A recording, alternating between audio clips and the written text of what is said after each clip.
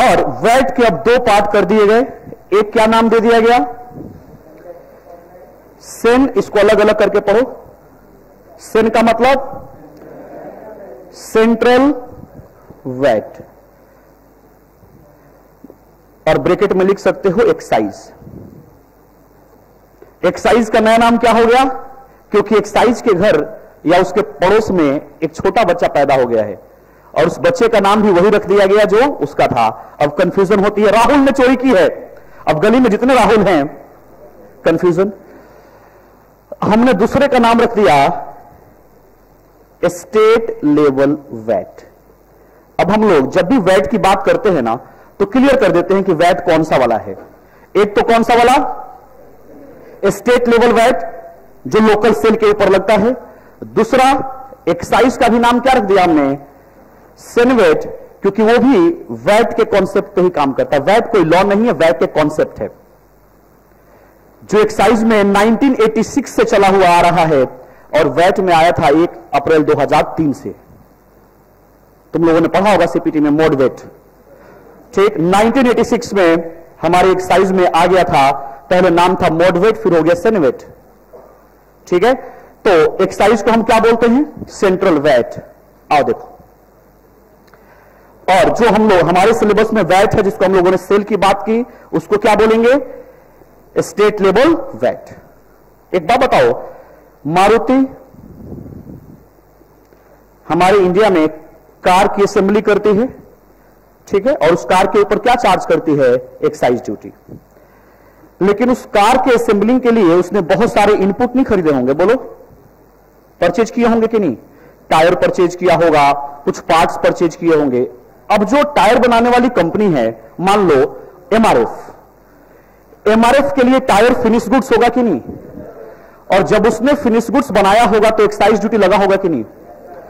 और जब उस टायर को मारुति में लगा दिया जाएगा तो उसके ऊपर दोबारा एक्साइज ड्यूटी लगेगा कि नहीं, डबल टैक्स हो गया कि नहीं।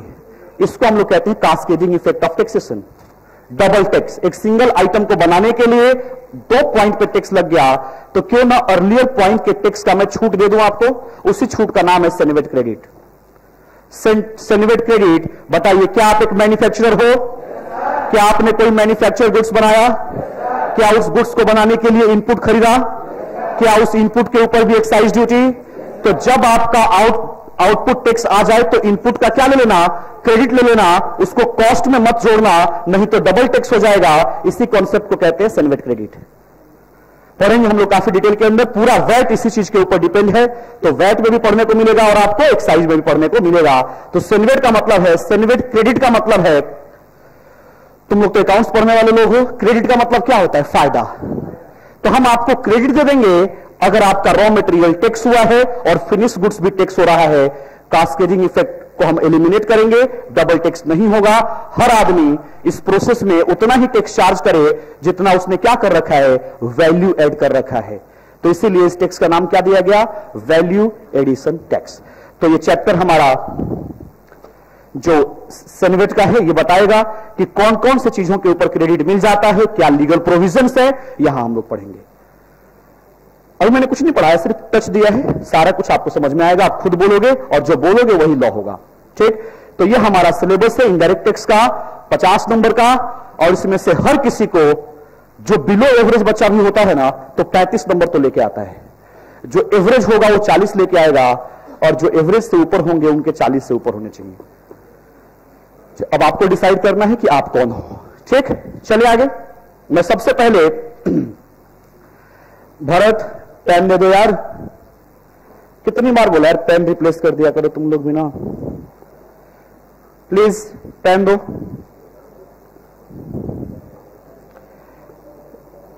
सबसे पहले हम लोग वैट स्टार्ट करने जा रहे हैं, वैल्यू एडेड टैक्स। रीजन है उसका सबसे इजी है, इंटरेस्टिंग है, कैलकुलेशन है यहां पे, एंड सबसे 4-5 क्लास लगती है इसके अंदर। तो सबसे पहले हम लोग वैट, फिर सीएसटी, वैट फिर सीएसटी। क्यों सीएसटी साथ में कर रहे हैं, दोनों सेल के ऊपर लगता है।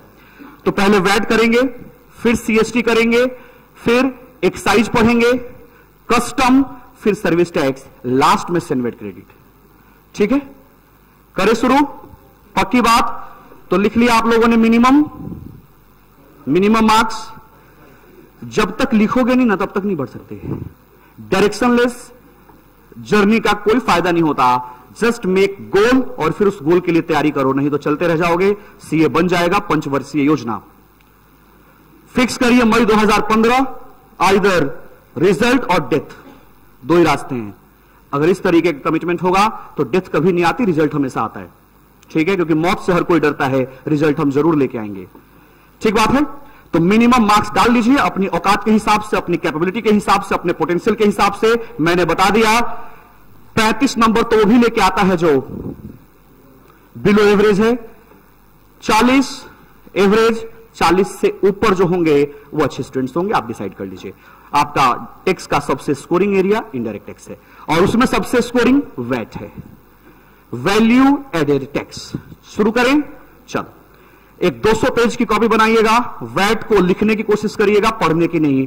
पढ़ के समझ में नहीं आएगा क्योंकि जनरल लॉ है। VAT is the replacement of local sales tax. पहला लाइन तो आपको यह ध्यान रखना है, VAT is the replacement of local sales tax. VAT is the replacement of what? Local sales tax.